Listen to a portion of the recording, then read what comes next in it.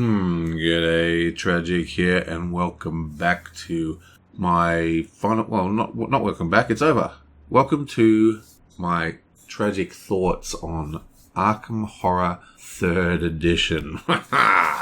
Let's get into this. So, I want to preface this video before, in case people watch it ages from now.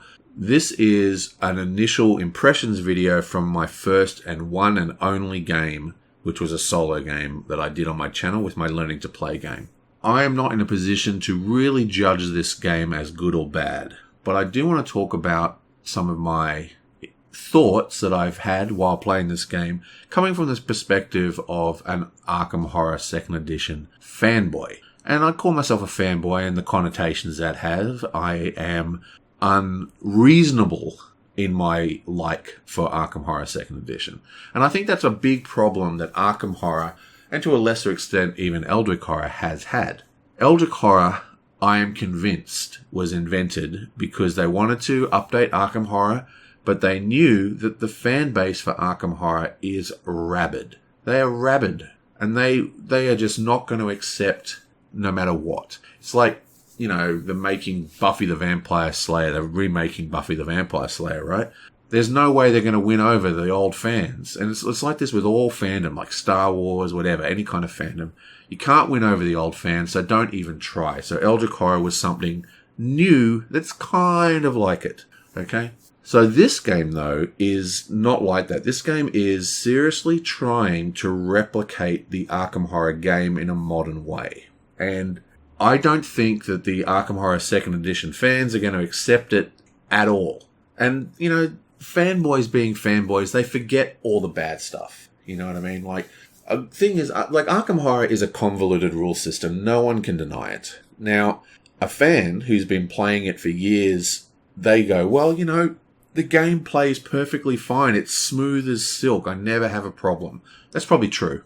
But you're kind of forgetting the literal hours you spent, constantly referring to the manual, asking questions on forums, being confused, having a RADA pushed in your face. And then there's all the extra stuff of all the transitory rules you might play 20 times in a row. And then one day you'll draw some card and then, there's a whole extra thing you got to remember at the beginning of this phase. And all the multiple phases, blah, blah, blah, timing structures. Arkham is a great game, one of the best, but it is a mess. And the old school fans can't see that because they've learnt it. But especially for new players, and especially for modern players, they look at this game, they try and learn it, and they're like, what is going on? And this version of the game has tried really, really hard to streamline that experience and attempted to retain Arkham Horror, while Eldritch Horror was just a new thing, basically.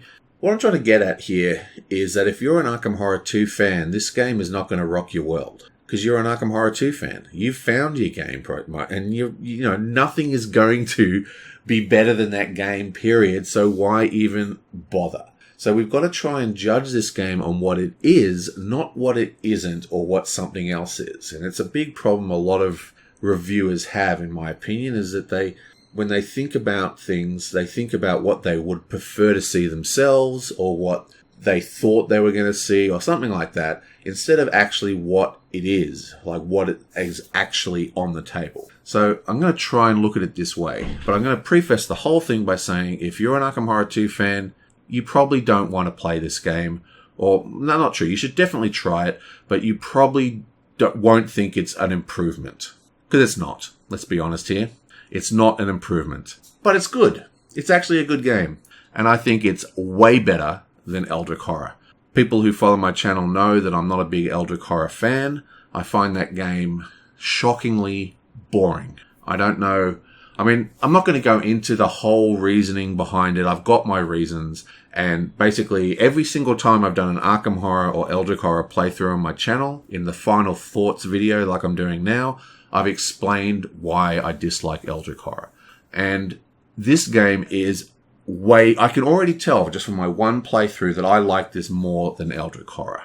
And it has some really neat ideas in it. A lot of them taken from Eldritch Horror, but some very neat ideas. I love the Chaos Bag. The Chaos Bag in the Arkham card game is actual genius. I don't know who invented that idea, but it is such a good idea. It is such a good idea that it should, I mean, I don't know how copyright works on gaming systems, but man, that is an idea worth stealing. Basically, what it is a custom dice. But instead of having to produce custom dice, you can just make a few cardboard cutouts. You can even assign whatever you want them to mean, like in the card game. And the drawing of the bag is just rolling dice. And it's just such a brilliant system for adding a way for scenario-designed games to have huge variety without huge amounts of unique components.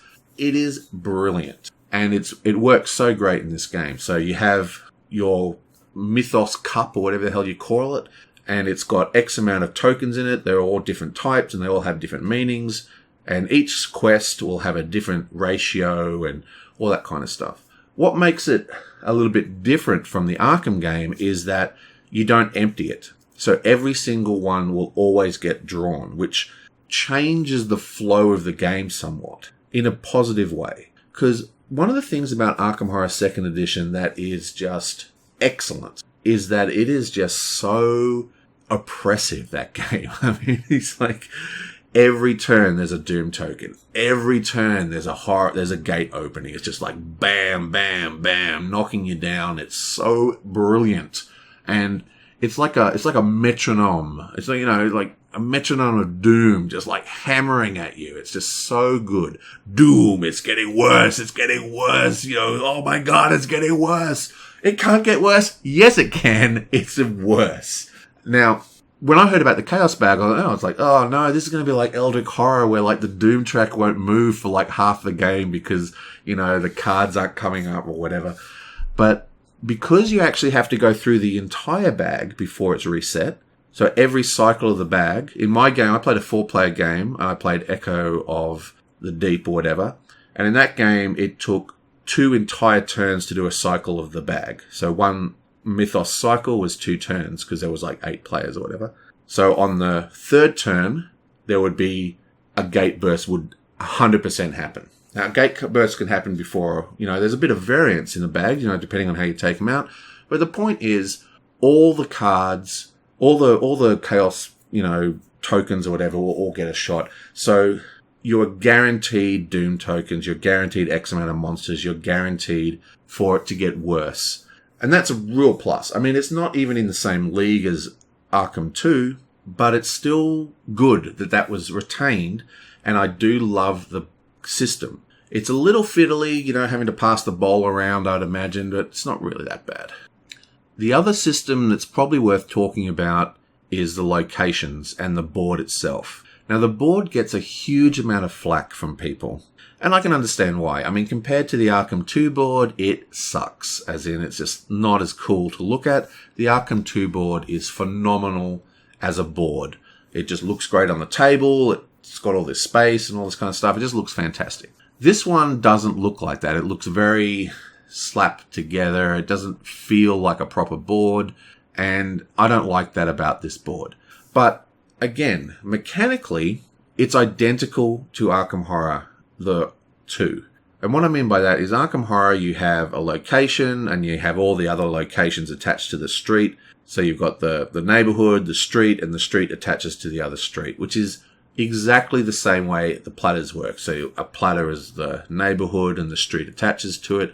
So functionally, it's identical, like literally identical. It's not, it's kind of similar. It is literally identical to the big square board. Just takes up a fraction of the table space. And table space, I think, is a big consideration in the design of this game. There's a lot of concepts which are all about reducing the footprint. So while I think that the original board is obviously better, this board, there's nothing wrong with this board. When I saw it in the the spoilers or whatever you call it when the first game got announced, I was like, oh no, that looks terrible. But it actually turns out that it's, as far as the gameplay goes, it's almost identical. Like, practically exactly the same. Now, one of the weird things is that in Arkham Horror, like say you go to the Arkham Asylum or whatever, there's a big bit of text on the board that says you can do this at the asylum. So when I looked at the boards in the spoilers, obviously that's not there. But it is there. They actually have all that in the game. So each neighborhood has its own set of 8 cards that are unique to the neighborhood. And it says 1 to 8 on the card, so there's a possibility we may never see more copies of these cards. I mean, there's no reason why they couldn't make more generic neighborhood cards for each location. But basically, those 8 cards are the 8 cards you're going to get. And everyone's like, oh no, 8 cards, that's lame. But you know what? It's actually kind of not, because if you go to, the general store in Arkham, it's always the general store. It always has the exact same card text. So what they've done is that each location's ability, so say, the river docks trading trophies for money, or, buying stuff at the magical curiosity shop, or going to the church, all those kind of things, those abilities are now split into 8 cards. So there's actually 8 different texts instead of the 1, okay? Now, obviously, in Arkham, there's all these other generic things that happen at those locations, okay? So what they've done in this game is that as part of the goo selection, you create a event deck of location cards that are unique to that goo. So they're 100% unique to the goo, and they're like the clues. And they get shuffled in as the game progresses into the top of the location decks.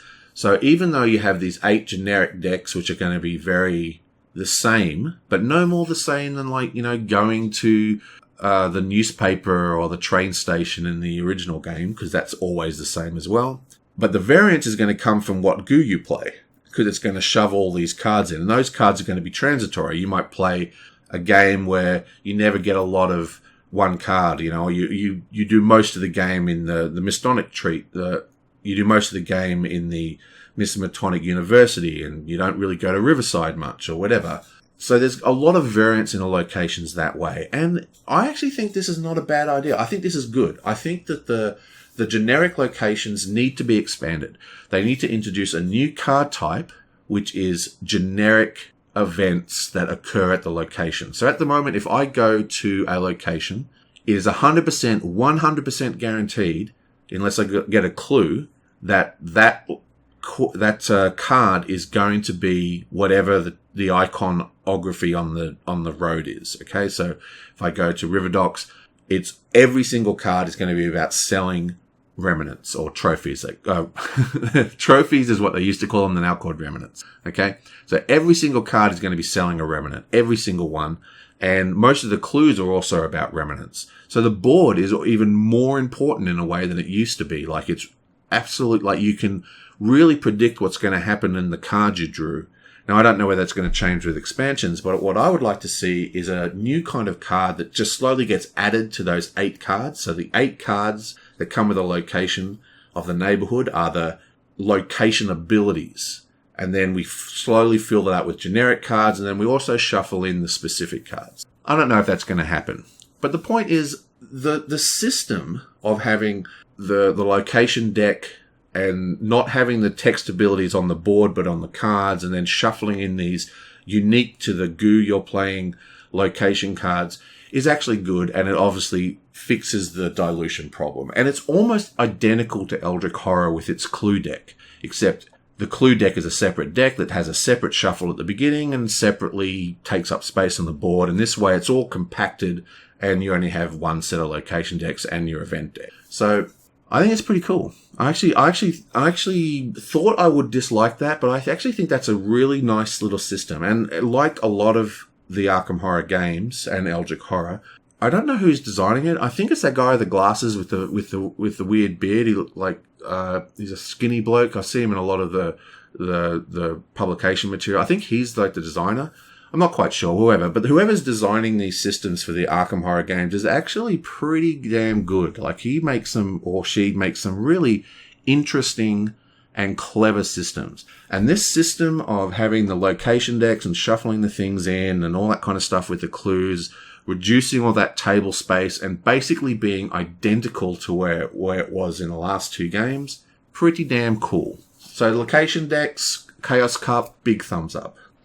Where this game falls a little, in my mind, is in the way the monsters are handled. The monsters in the second edition are near perfect. I mean, they are like so good. I don't really think that there's a game that I can think of off the top of my head that has monsters as good as Arkham Horror. Those monsters have life to them. They modify how you play. You know, they camp in areas and like lock off part of the board. They trap players in areas. They're just awesome. Absolutely awesome. And I love the thematics of the dimensional rifts kind of like calling them, and they wander off when they get blinded by, you know, whatever. The point is, it is the monsters are awesome in the old game. And this game, a lot of that's taken away. They have that really lame Arkham Horror stacking damage. You don't have to kill them. They only attack during their own phase, so you can have multiple investigators attack before without having any retaliatory effects if they kill them. So 3 people can attack one monster and kill it, guaranteed. No worries if they're in the space. And there's some convoluted rules with the monsters that I got right at the beginning of the game, and then towards the end of my playthrough I thought I got it wrong, because basically they've continued this horrible dual rulebook thing where one is like a rulebook of like sort of rules that aren't really the real rules, and then they've got a bullet point system that self-references. So you'll read one bullet point and it'll send you like 5 different places in the book, and you're constantly flipping around.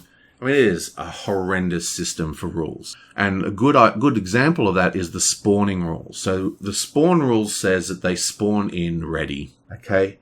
But in that spawn rules, it specifically says they do not engage. But then doesn't even have a pointer. You have to flip down to another bit of the rules that says any monster that is ready and shares a space with investigator automatically engages.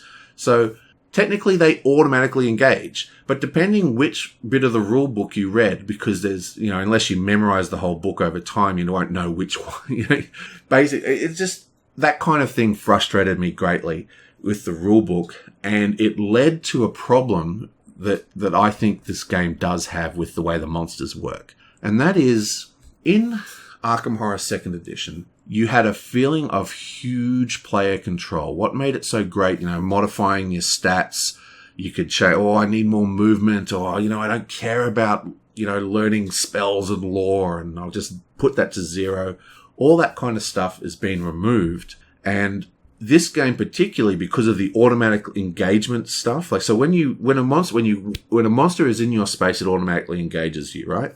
And when it's engaged with you, there are no actions you can take except for focusing, which is like adding tokens to your board, which is kind of like modifying your stats in the old game, but not really, or doing evade checks or attacking.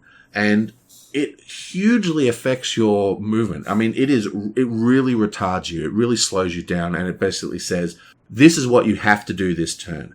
And that's this game's biggest problem, is that it doesn't feel like the player is making choices based on their whims, which is what's so great about Arkham. In this game, you basically have to do this. You have to fight the monster. You've got to do an attack. You've got to do an evade. There's no way around it. There's no room to move. There's no paths that allow you to kind of go around things. You know what I mean? It's just doesn't have that same awesome player feeling that you get from Arkham Horror 2nd Edition so far. Now, there's basically 3 states for monsters. There's, you know, like, there's ready, exhausted, and engaged, okay? And there's all sorts of little weird things that can happen. I like the way the monsters do move, but they all move at the same time. Another thing that was so great about Arkham is that monsters moved based on their interdimensional symbol. And what this meant is monsters could like park their butts somewhere and just stake out a location. Then they could suddenly be off and rampaging through the streets, you know. But this one, every single one moves. So while it's not like Arkham where they're like static statues and just boring as batshit, in this one they are moving around and doing things, which is awesome, but it's every single turn they move around and they're completely predictable. You know, if I go there, I will be attacked during the monster phase, 100% guaranteed. There's no choice. There's no risk. There's nothing. It's just go there, get attacked. But you have to go there if there's a reason to go there, right? In Arkham, you can risk things. You go, you know what? I'm just going to hope that doesn't turn up and just sneak through, and then it doesn't happen and you feel great, and all that is missing. So the monster system, for me, is the biggest letdown in this particular version. That being said, it's a huge step up from Eldritch Horror. So it's a hit and miss. Obviously, as an Arkham Horror 2 fan, the lack of Otherworlds sucks. I mean, I wanna just yell that. I mean, not having Otherworlds sucks. Not having the Otherworld encounters sucks. They've got like these anomaly decks, which are very, very cool. And it's kind of similar, but again, it lacks the thematic awesomeness. So you see, one of the great things about Arkham Horror is it's one of the last of the thematic games that is thematic in the player. The thematic comes from the thematics come from the player, not from the game. So games nowadays, they tell you exactly what's going on. They've got huge story details and all this kind of stuff. But in games like Arkham Horror and, games from that period, the story was constructed by the players based on the randomness of the stuff they pulled. Made every game unique. Everything was interesting. And that is lost. So the loss of the even though the anomaly cards are cool, they are not a patch on the gate system. And the fact that the codex is the other big thing I should talk about. So the codex is like transitory rules that exist only for that particular session that you're playing. So if you pick a goo, it'll say grab these codex cards from your deck called the archive, and that becomes the rules for the game that sort of modify the game and show you your win and loss, situations and all that kind of stuff. This, in theory, is a great idea. It makes it very, very thematic. But like I was saying, it removes the randomness is gone. So every single time, like if I play Echoes of the Sea or whatever the hell the one I just played, if I play it later after like 10 expansions are out, it's basically going to be identical to what I played today. Like almost identical. There might be some modifications. There'll probably be new, because all the common decks will be augmented. There'll be more items, more spells, all that kind of stuff. So there'll be more of them. And also maybe even more monsters. So as well as making the archive and the codex unique, you have, it'll say like, grab all the Deep One monsters or whatever. So there might be more Deep One monsters added over time. So the Deep One subset deck of monsters will get bigger or something like that. But basically it's the exact same game, right? So there's like 40 codex cards, and as you play, cards come in and out of the archives and slowly create the story of the game, which is a freaking awesome idea. But at the same time, it's also the same every time. And that's not as cool. I mean, that is a huge step down from Arkham. Now, you've got to remember, when I think of Arkham, I think of, a full set. So my Mythos deck is like, 30 centimeters high or whatever. So that randomness was something that had to build in the original games as well. Yeah, so there's probably more stuff I need to talk about, but we are getting along, and I will be doing a more detailed review of the game once I've got some more games down. I'm playing with a group of 6 people, a group of 5 other people, pretty soon, and then I'm going to do another live playthrough on the channel after that. So after I've had a couple more games, I'll have a much better idea of what I think about this game as a positive or negative. What I'm trying to get at here is the mechanisms in this game are actually pretty good. There's things I dislike, there's things I like, and there's things I like quite a lot. And I actually, as much as I am a traitor to the fans of Arkham Horror, I actually think that this is a pretty good game. I think it's way better than Eldritch Horror. Hugely better than Eldritch Horror.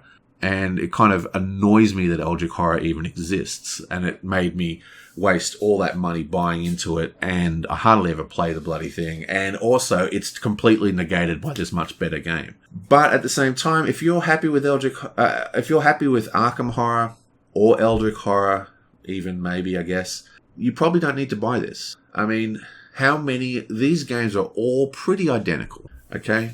And Arkham Horror 2 is probably the best of the event-driven games of all of them. And this game is not going to replace that game if you like that game. If you're lukewarm on that game, or if you've never played that game, then this game is good. This game is definitely good. And I think it's going to be pretty popular. It'll be interesting to see what they do with it, with the expansions and all that. But, I really wanted to rip this game apart and like really lay into it. But the fact is, it's actually good. And part of the reasons it's good is that they've tried to retain the Arkham horror feeling. It's got locations that have proper meaning to me. It's got one of the real problems actually in this game is the movement. I don't know. I can't remember if I talked about that. Because in the other game, you can adjust your movement and you can move around. In this game, movement's really restrictive. So every time a monster's engaged with you, you can't do any kind of movement. And every single plateau requires about 2 turns to get off. Because unless you're next to a street, so walking into a street takes 1 point of your 2 points of movement. So it takes a minimum of 2 to get from one plateau to the next. So if you're not next to the street, right, you'll always end up with having to take an extra turn to get out of there. So movement is actually very difficult in this game and not interesting like it is in Arkham Horror, and that's a huge downer. But even so, the board is actually very cool. I like the location decks. I love the chaos deck. I actually think the event thing works fine. It's a little fiddly with shuffling the clue cards or whatever, but it's actually, like I said, I think that whole shuffling the clue cards thing, I think that's specifically designed about table space. And there's a lot of stuff like that. Like they've combined the item deck, like the common item deck and the uncommon item deck and all that kind of stuff. They've sort of been split into 2 decks now. We now have a deck called the special items deck. And that has everything in it. It's got spells, it's got statuses, it's got skills, it's got allies, all these kind of weird things in it. And it's basically taken all the decks and halved them and then put them in a single deck that you don't shuffle. So again, a lot of this game is designed about footprint, I think. Yeah, so all in all, this is actually a pretty good game. And I think it's definitely worth picking up if you're interested in these style of games. But if you're a big Arkham 2 fan, this is not going to replace it, and it's not even going to come close to it. But that doesn't mean it's a bad game. Still better than Eldritch, and it's better than a lot of games. And I know I pay out Eldritch Horror a lot, but I just don't like that game. Anyway, Arkham Horror 3. I'll see you guys next time.